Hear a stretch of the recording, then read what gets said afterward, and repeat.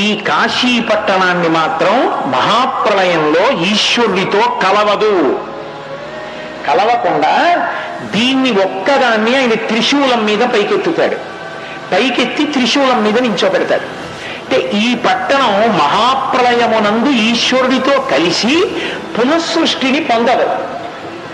పునఃసృష్టిని పొందకుండా ఎప్పటికీ అలాగే ఉండిపోతుంది. ఆయనకి ఈ పట్టణం మీద అంత ప్రేమ, అంత ఇష్టం. అసలు నిజంగా ఒక మాట చెప్పాలంటే పార్వతీదేవి ఒక భార్య అయితే కాశీ ఒక భార్య పరమశివుడికి. పరమేశ్వరుడికి నలుగురు భార్యలు అని లోకంలో ఒక ప్రతీతి.